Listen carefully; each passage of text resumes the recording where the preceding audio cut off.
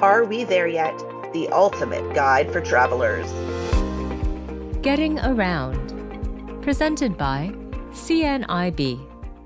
Jennifer Hopkins. Perfect. Join Stephanie today as we discuss traveling safely with taxi and rideshare services, deciding what to do, planning for entertainment, and sightseeing. So, start off. I want to make sure I don't skip over the land acknowledgement. So I'll say that now to you all. Before we begin the virtual session, I'd just like to make a land acknowledgement for the area that I am broadcasting to you live from. Currently, I reside in Toronto, where I occupy the lands of the Mississaugas of the Credit, the Anishinaabe, the Chippewa, the Haudenosaunee, and the Wendat peoples.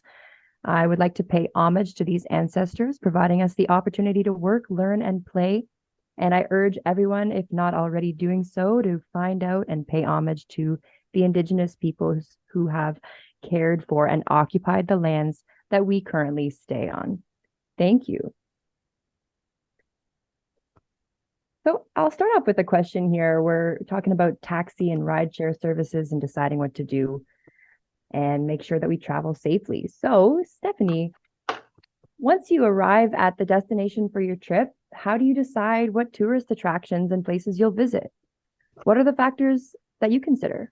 Stephanie Pilon. Okay, so one of the things, it's very similar to in our first week. For those of you who were here, we talked about how to decide on a trip, and for me at least, deciding what I'm going to do once I get there is kind of similar as far as the factors that I consider. So the first thing I think about is what interests me. Like, what do I want to do on the trip? Am I there to learn something?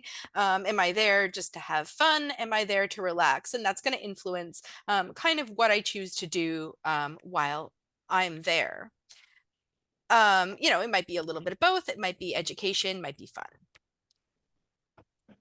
Convenience, right? So wherever I'm staying, if there's something that's kind of an hour and a half away, or it's going to take a really long time to get there, may not choose to do that unless I really, really want to. So try and pick things that are convenient, that are kind of close to where I am, so that I can easily access them, and can get there fairly quickly.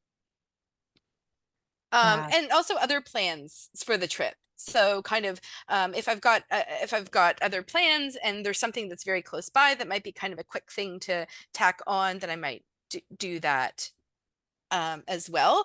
Might not be a deal breaker. Like if there's something I really want to see, I might travel a bit to do it, but if not, then I might not choose to do that. And of course, cost, right? Everybody has usually a budget when they're traveling. And so I usually try and pick things that will fit within whatever I'm willing to spend while I'm on that trip.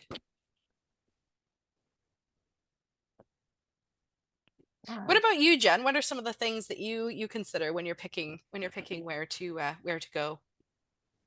Ooh, well, I like to think of maybe places where my friends are. If I can make a visit to them and maybe save some costs and being able to stay with them or share meals with them. I have my own little bucket list of things that maybe when the opportune time comes, I might be able to check out some of the sites on that list. If I happen to be going out west, maybe I'll get a chance to go a bit further into Tofino on the island or something like that. So making it convenient if I'm already in the area, kind of like you're saying as well, if it makes sense to make it happen all at once, I will make it happen. But sometimes it is a little bit far. I was out west and thought I passed a sign for the north flights to go to the Yukon. I thought, oh my gosh, I'm already here, but it wouldn't have made sense. So anyhow. Exactly. Yeah, it's a little too far. Don't want to be going overboard too much, but if it works out, if it makes sense, if it's a couple of hours nearby, or if there's a group of people who say, hey, you want to come? Maybe I'll latch on to that. So yeah, thank you for asking, Steph. Okay, lots of things to consider. So I'll go to the next question. Some tourist attractions will have options which can be used by people with disabilities to make things more accessible, such as discounts for guides or special tours. How can someone find out about these services, and how far in advance do you need to plan for something like that? Stephanie. So one of the first things I do is I check out the website. A lot of places will have information on their website. There's usually kind of an accessibility link, or a link to kind of even their accessibility plan might have some information. If you're really not finding it, because I've definitely been on, on websites where I'm like, I don't see any of that. So I usually just give them a call and just ask and let them know what the situation is, because the worst you're going to get is no. So if there's something that I really feel would be useful to me, or something that I really want, so for example, sometimes there is a discount available for guides at tourist attractions. So when I was younger, especially, and used to travel with friends kind of spontaneously, in a way to kind of get free or discounted, basically, uh, kind of entrance for my friends into these tourist attractions, because I knew they would help me out as well.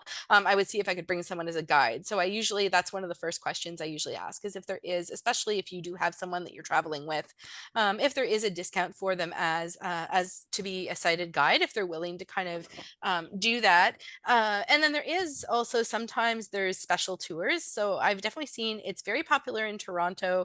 I haven't traveled all that much outside of Canada and the States, so can't really speak to that very much, but definitely in Canada and the United States, sometimes there are places where there might be special tours, or there might be audio described performances, things like that. So just asking, depending on what the thing is, giving them a quick call and just asking what kinds of accessibility features or deals, or things that they have available.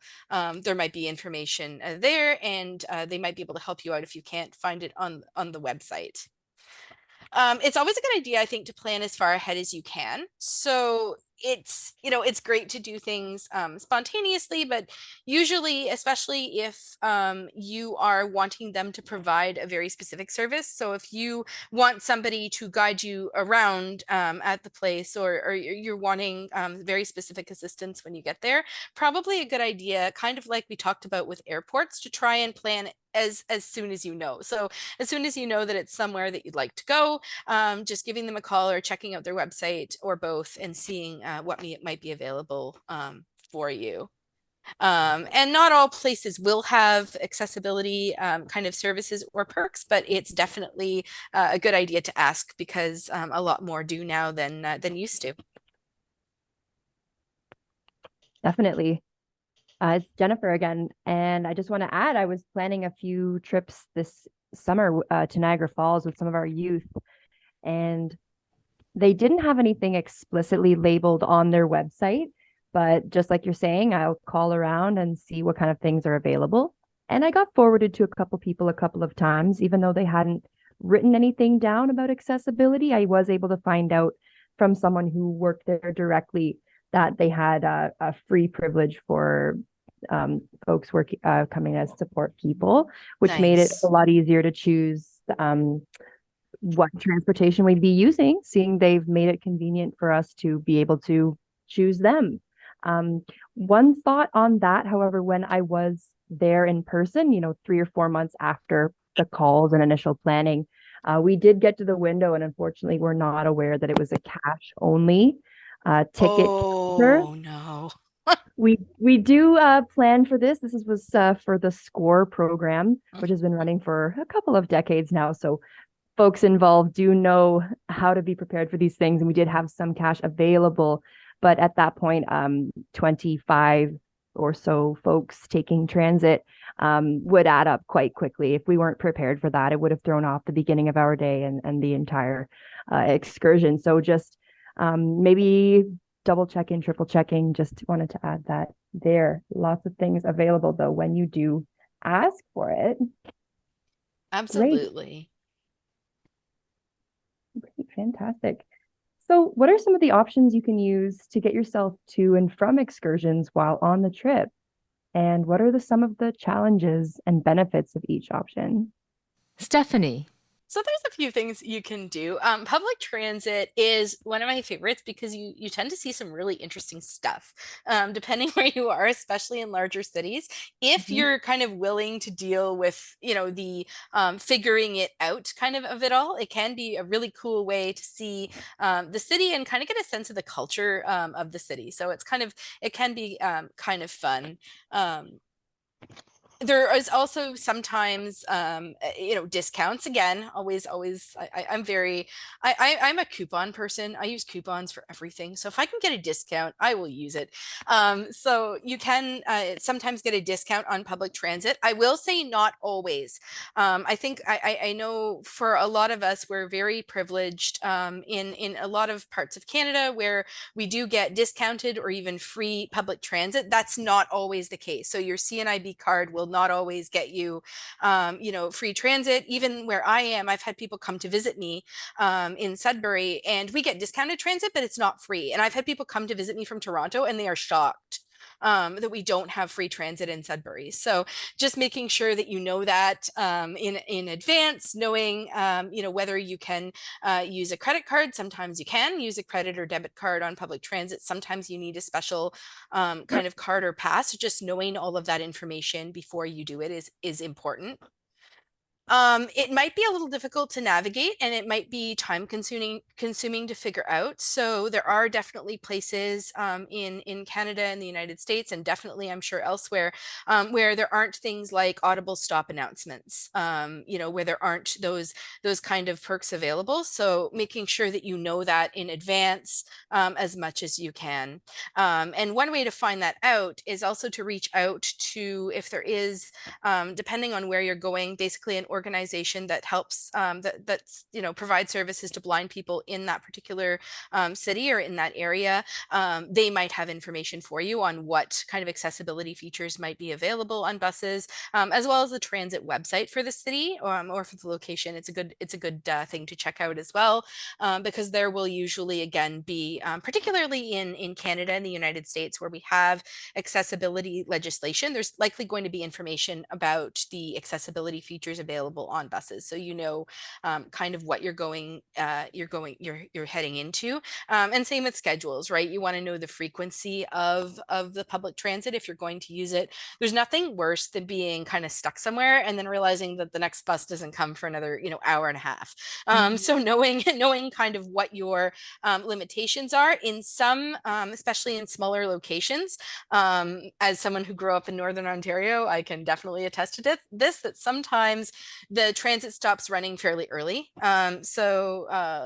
If anyone, there's not really anything touristy to do in North Bay, but if anyone makes their way up there, the buses stop at like 10. So if you were planning on taking it, at night, making sure that you know that information ahead of time, because you'll have to maybe have another plan for the way home. So there are other options, luckily, and one of those is rideshare and taxi services.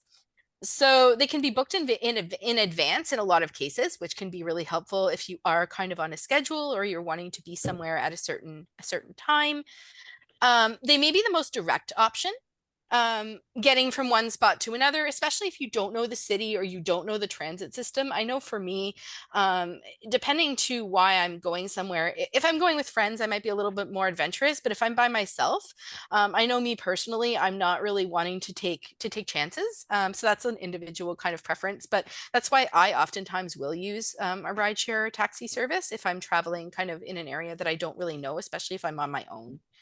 It might be costly though, right? Because if you're taking Ubers everywhere or you're taking taxis everywhere, it can get a little bit expensive. If that's something you're budgeting for, though, that might be okay.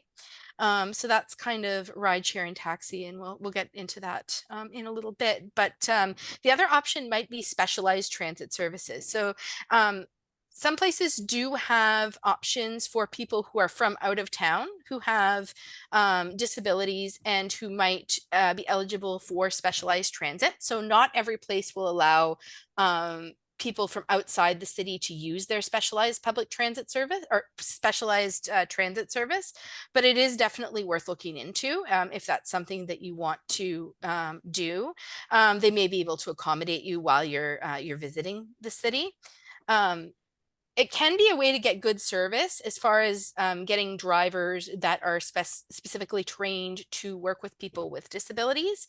So that's one perk of it, but the kind of not so great part is that you do have to book that usually quite far in advance, and there's usually, especially when you're out of town, kind of some logistical stuff around getting access to it. And there may not be, you're kind of at their mercy when it comes to pick up and drop off times. Anyone who's used any sort of specialized transit can attest to that, that they don't always pick you up and drop you off when it would be most convenient for you. It's kind of, it's a ride share type situation. So keeping that in mind if you are going to use specialized transit for a trip. Jennifer. Definitely some good points there. I'll just jump right into the next question, which is, what are some of the things you do to make rideshare or taxi services easier as someone with sight loss? Do you have any tips to make the process go smoothly? Stephanie. Definitely. So it's one of those things where what you choose to do and how you choose to do it is very much an individualized thing. So I'll kind of say what I do, and then I'll give some of the other kind of possible options. So one thing that I like to do, especially if I know that I'm planning something and I know when I want to go, especially, I'm not usually as worried about it when I'm heading back to like my hotel or my friend's house or wherever it is I'm staying. But when I'm booking to go somewhere, especially if I want to be there at a specific time, I usually book ahead. So Uber, most rideshare services and taxis, you're able to kind of book the night before or book a few hours in advance so that you know your ride will be there waiting when you're ready to go. There's kind of different opinions on whether you should disclose that you're blind or have low vision when you do book a rideshare or taxi service. I do choose to disclose personally. I find that it makes it a little bit less stressful for me, but whether you choose to or not is completely up to you. It may make it easier because the driver will know that you may not be able to see them. So they're more likely to be a little bit more accommodating as far as making sure that you know they're there.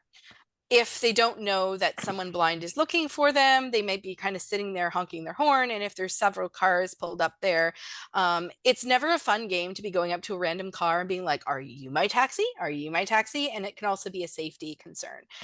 So that is one thing to consider, but of course, completely up to you. Whether you want to disclose. If you do choose to disclose, it helps to give very specific instructions as to where you want the driver to meet you. So if you at the main door, at the front entrance, where is it that you are wanting them to meet you, and keeping safety in mind. So if you're using a rideshare service, I know Uber does this in a lot of areas where you can get a PIN number that the driver has to give you before they actually pick you up. Maybe I'm a little paranoid, that is possible. But it's you're getting into somebody's car. So it's good to know that you are getting into the correct vehicle, especially if you're in a place that you really don't know where you're going. So you may not be able to tell whether you're kind of going where you're supposed to be going.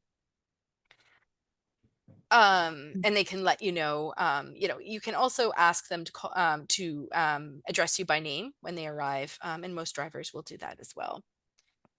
Jennifer. I like the PIN number.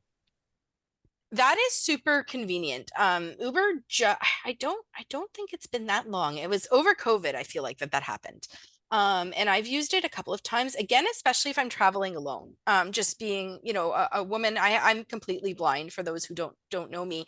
And if I'm traveling by myself, I do like to kind of keep those things in mind and just make sure that, that I'm keeping things safe. But again, completely, that's kind of a me thing. It's completely up to people whether they want to do that or not. It's Jennifer speaking again, and I've noticed the PIN number for when I ordered food. Oh, sometimes. I've never seen that. Yeah, so I've not heard of it for the pickups for getting into a car for a ride, but I have I live in a building, so they have an option of, meet me at the door instead of just leaving it there. I know they can take a photo, but all the doors look kind of the same. The same, yeah. So whether it's my fault, my mistake, or someone else's, or someone picks up the food and gets away with it.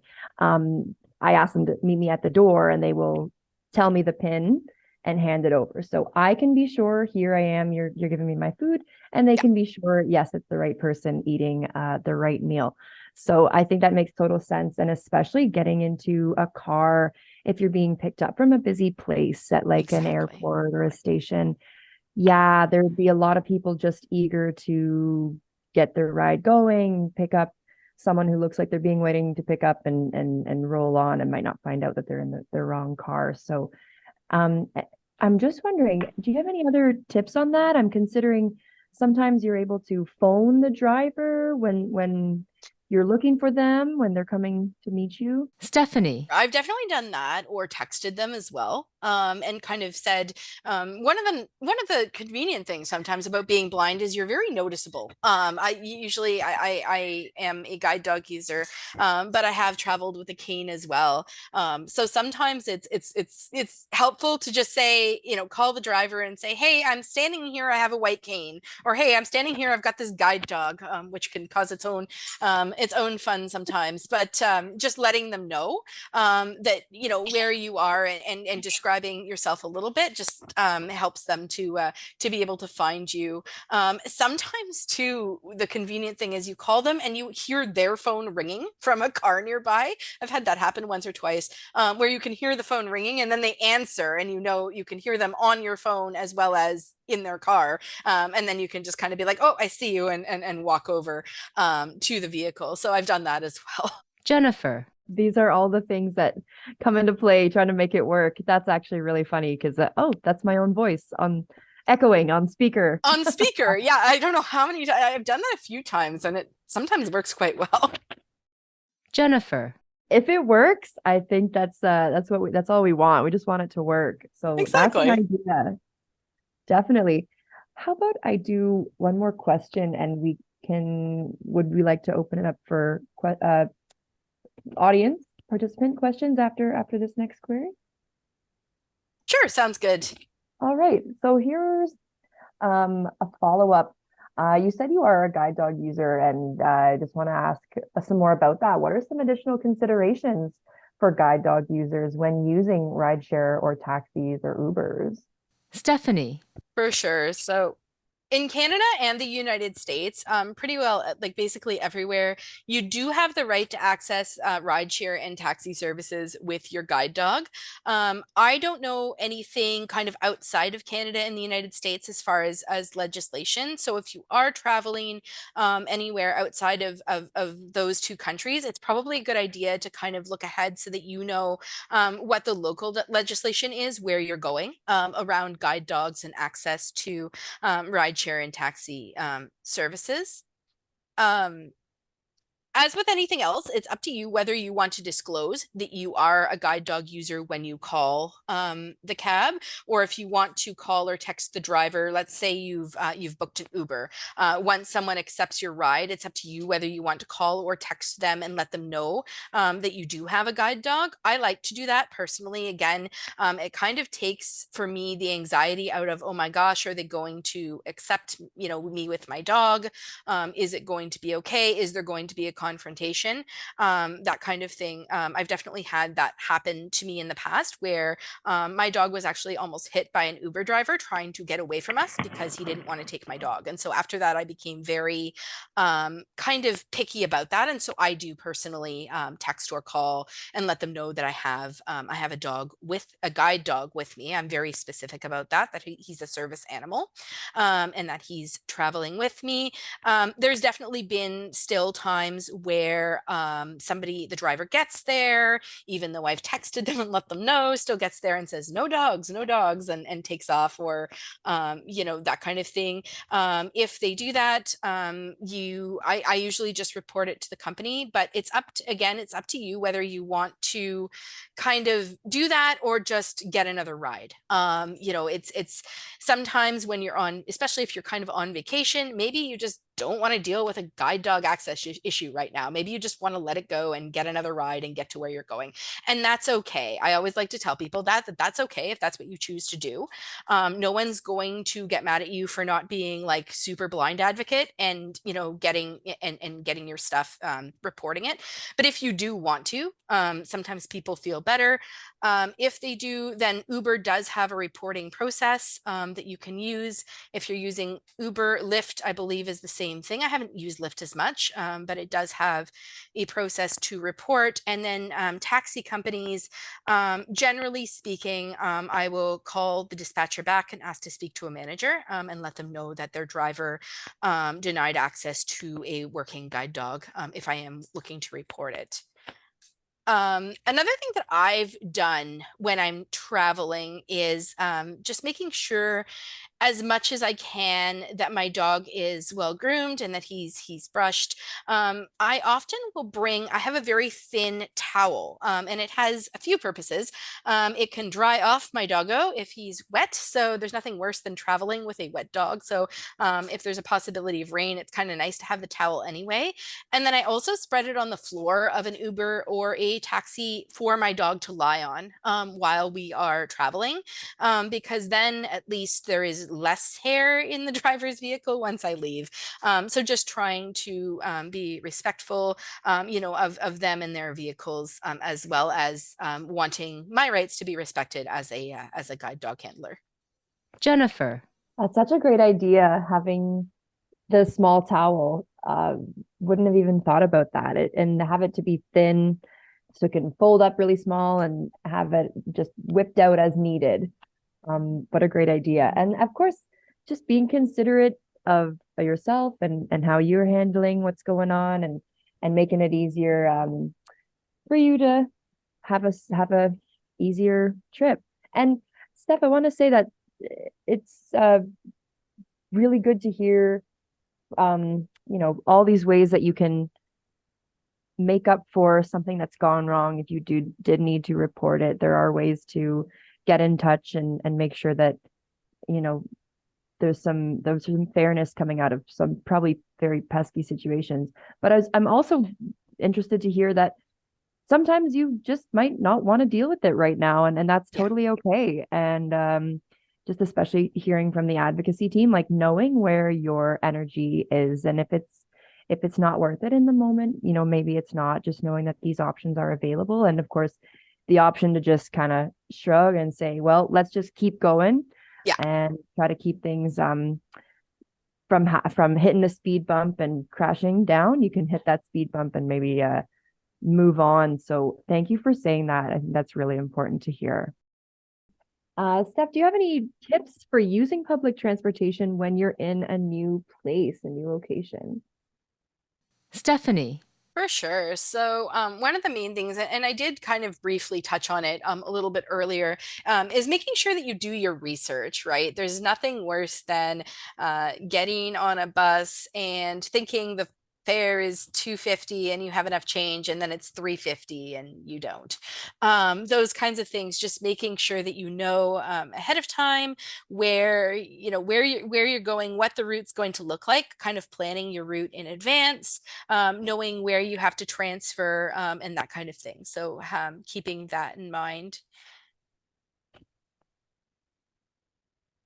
Having a plan for if things go wrong. So kind of having some numbers, especially if you are traveling at night, or at a time when routes are not very frequent, making sure that you have a plan, that you have a number that you can call, even the number for the actual transit system. If there's something you're trying to figure out and you're like, oh, I don't know what I'm doing, you can use that. This is when apps too can be very helpful.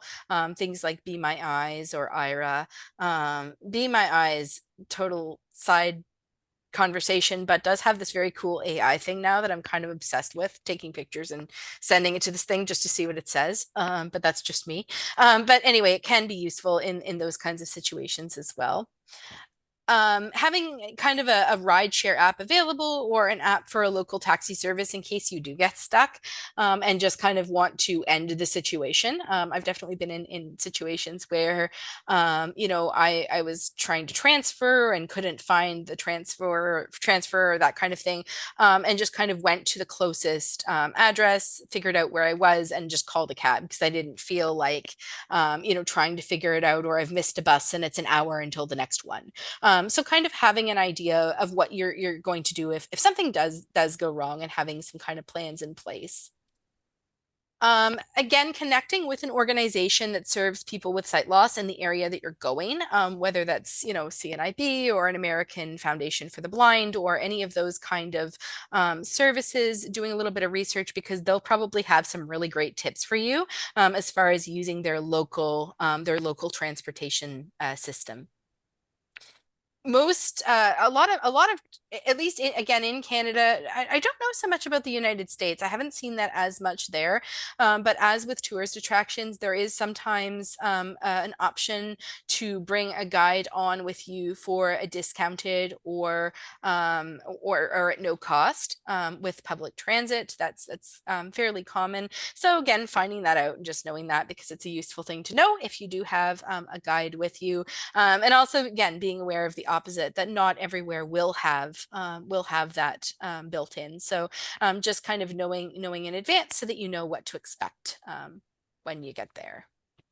And don't be afraid to ask the drivers for help. Usually, not always. Again, it's not kind of a hard and fast rule, but bus drivers and people in train stations and that kind of thing are usually very kind of helpful folks. So asking them in stations, in terminals, and that kind of thing, there is often an information desk. So not being afraid to go and ask for assistance if you do need it, or if you just want to double check something. They're usually more than happy to assist you in those situations. And just like at the airport, if you are traveling kind of on a train or in a subway and you're going through a station, there is likely a way that you can get kind of assistance through that station as well. So again, doesn't hurt to ask. So calling ahead and just saying, I'll be coming through the station at, probably around such and such time. Is there any way that I'd be able to get assistance? And where would I find the person that could do that? And they may be able to give you some directions so that you can find help once you get there in order to make your transfer or things like that. It's Jennifer speaking. That is great to know. I think one thing to take away is doesn't hurt to ask. You never know what people might know until you ask. So that's a really great point. Moving on from that, just some other things that might be able to help us out, including stuff that we have with us and can practice using.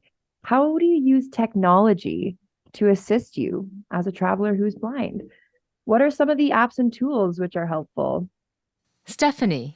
So for all the things, honestly, it makes it so much easier just having, even over the past, I'm in my kind of basically late 30s at this point, and just even over the past 10 years, the amount of technology that has become available and, fairly user-friendly for us as blind people is pretty impressive. I use a lot of GPS apps myself, even if I'm on a bus or because there's a couple of cool things about it. A lot of them will tell you about things you're passing. So if you're using like a blind square, or I know Soundscape has kind of disappeared a little bit, but it was a good one.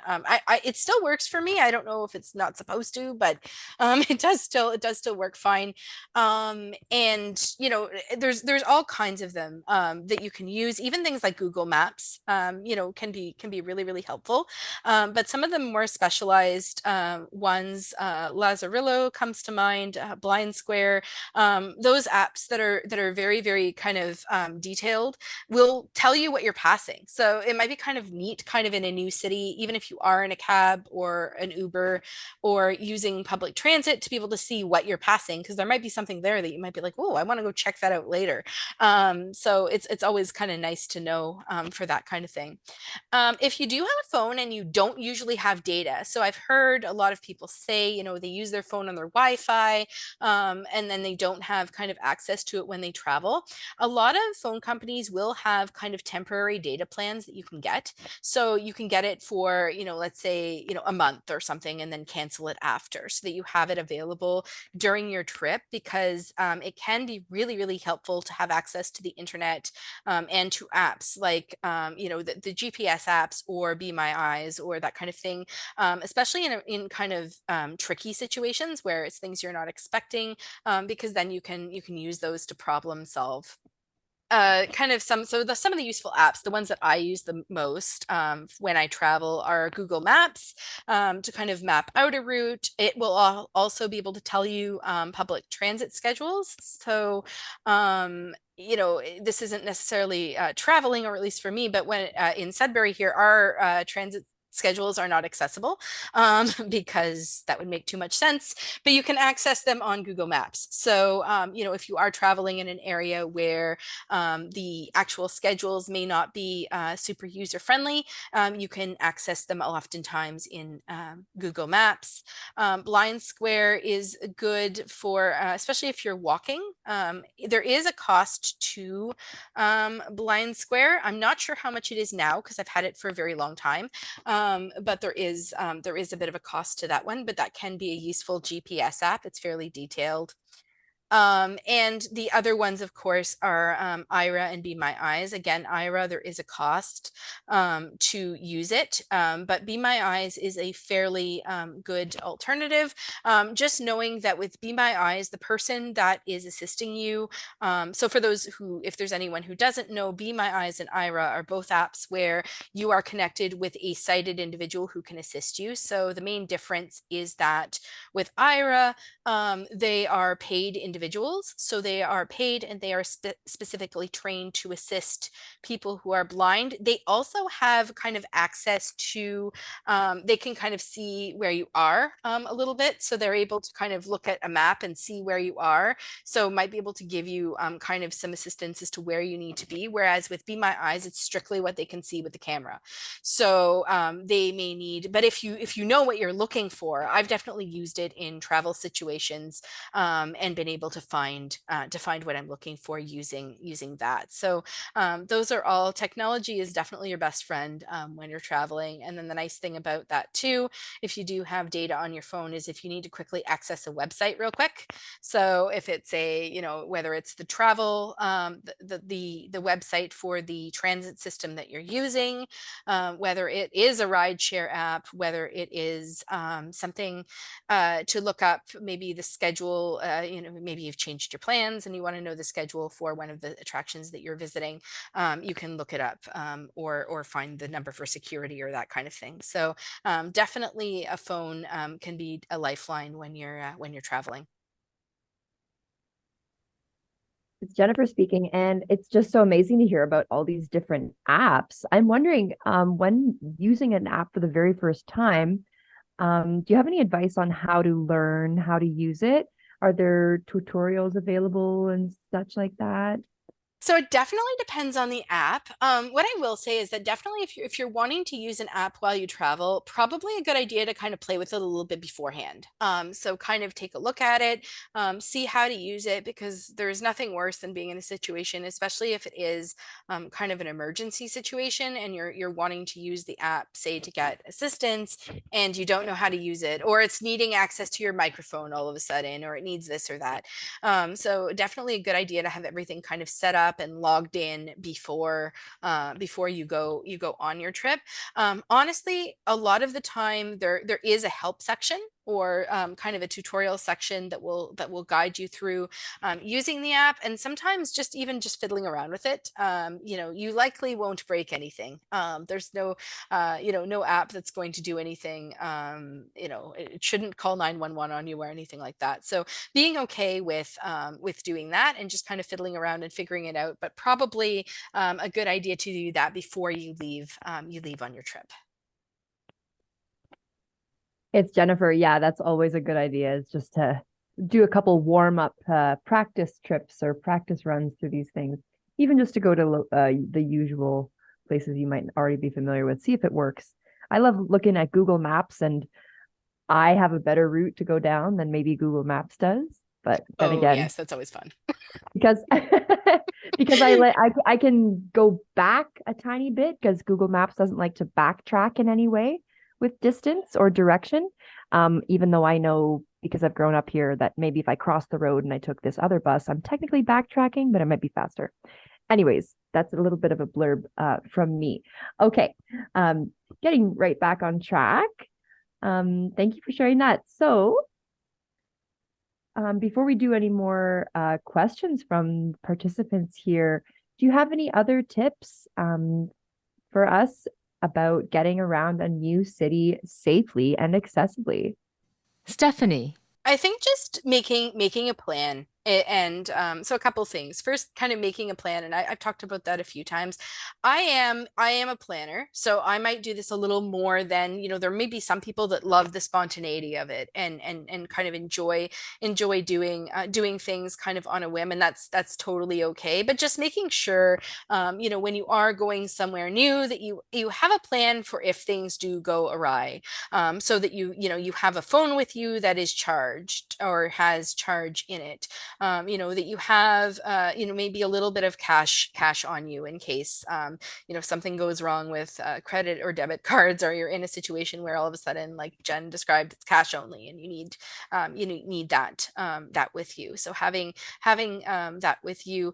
We talked when we were talking about, in a previous week, about kind of what to bring, making sure that you kind of have a phone charger available. One thing that I've done that's been really, really helpful, when I travel, is to buy kind of a battery that you can charge your phone with. So it's not a phone battery. It's kind of a battery that you can connect a USB cable to, and then connect your phone to it, so that if your phone is getting ready to die, you can give it a quick charge, even on the road while you're traveling. So that might be something that, they're only about, I can't even remember how much I paid for mine. I think about $20, where you can get kind of an external battery that you can hook your phone up to. So that can be something that can be good. Just being aware of your surroundings, especially, as people who are blind. I know, we often will use headphones to do things like, check where we are, or that kind of thing. Again, this may be a little bit costly, but if you are able to obtain some of the bone conducting headphones, that can be a little bit safer, as far as walking and using a cane or a guide dog, if that's something that you use, just to make sure that you're still able to hear kind of what's around you, and also listen to, your phone, to be able to navigate. So making sure that and even just aware of kind of who's around you, what's going on.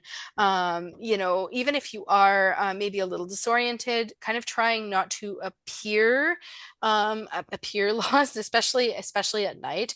And when it's definitely okay to ask, passersby for assistance, as we do, as somebody blind. But again, just kind of using, instincts, at least to me, are definitely things that you should kind of pay attention to. So if something's telling you, that something's off, it very well could be.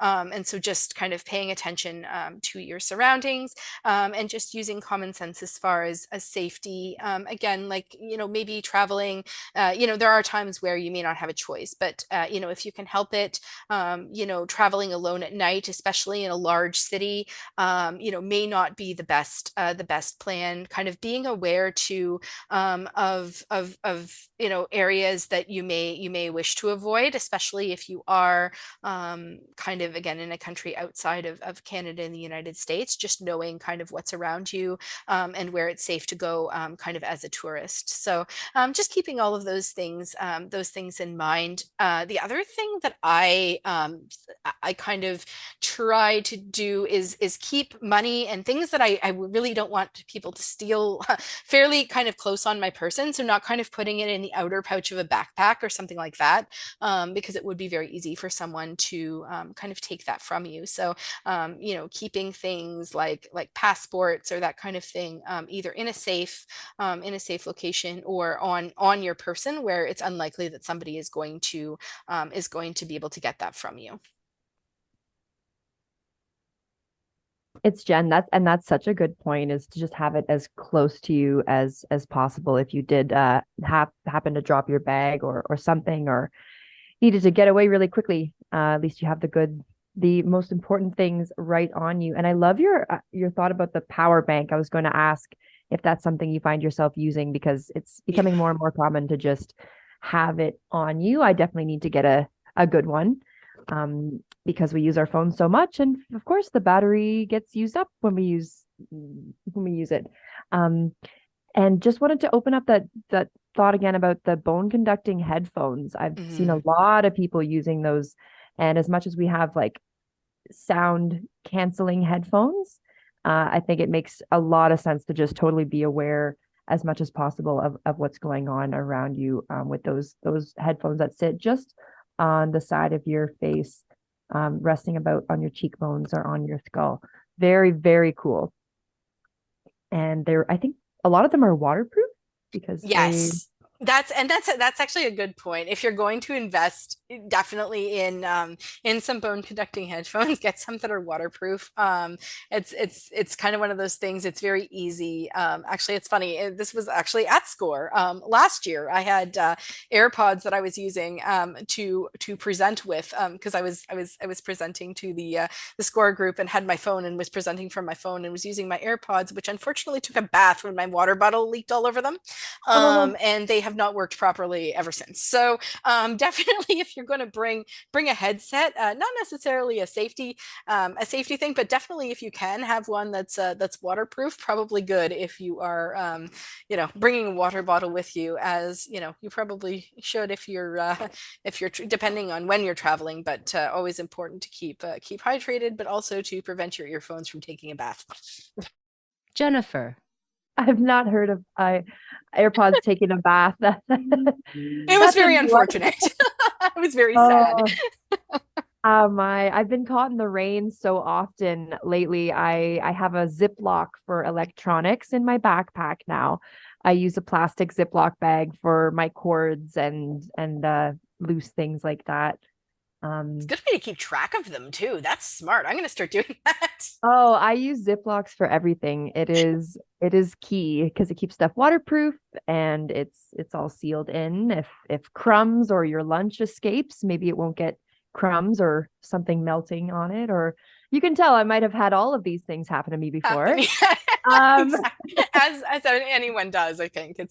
I feel like anyone who does a lot of kind of movement or a lot of travel, for any reason, ends up with that problem at least once. Well, and if there's a solution, I'm gonna go for it. I'll also keep all my loose things, all my small loose things that get thrown in the backpacks. I just put all the small things together in a Ziploc as well. So if I'm looking for something very tiny, I know they'll all be together.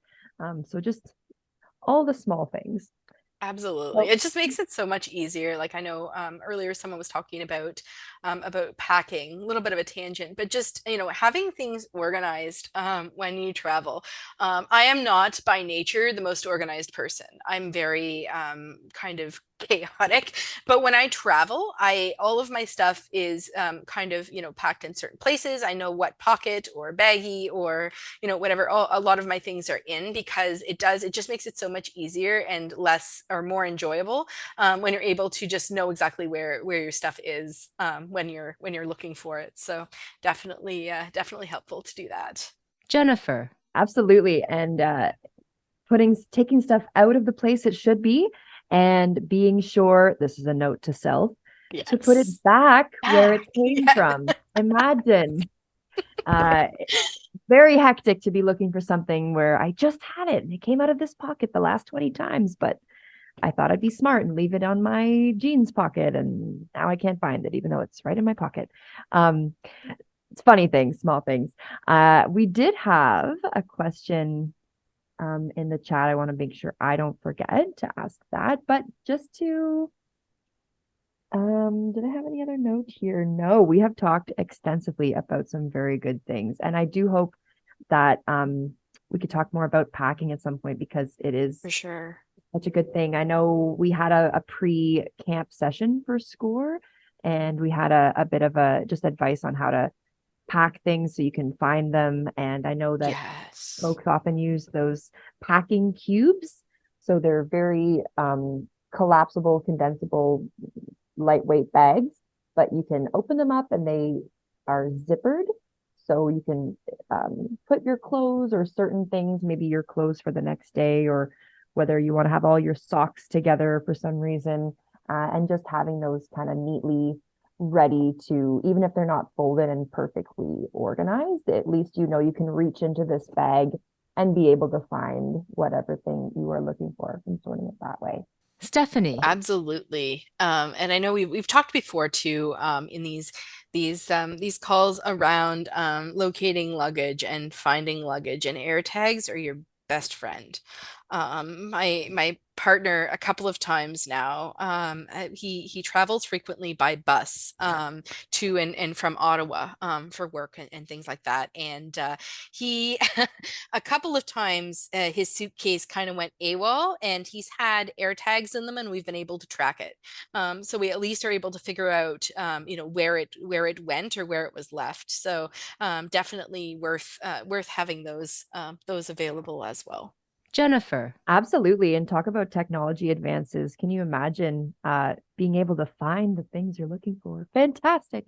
And Exactly. those airports and traveling things can get really all over the place, mixing up with other people's stuff as well. Is there anything else that we've left out, or that we I can't think of anything else kind of related to this. Was a little bit of a catch-all kind of session with some of the things that you would have to think about when you are on a trip. And this was a little more in the past. We've talked a lot about international travel, which unfortunately is not something that I'm super familiar with. I would love to do more of it, and I'm kind of inspired to by some of the folks that have been chatting about that on this call, these calls, but have talked a little bit more about kind of things that might be a little closer to home, kind of within North America. So hopefully for those who that's kind of more your speed right now, this was helpful. But happy to take any questions. If I don't know the answer, I will try to find someone who does.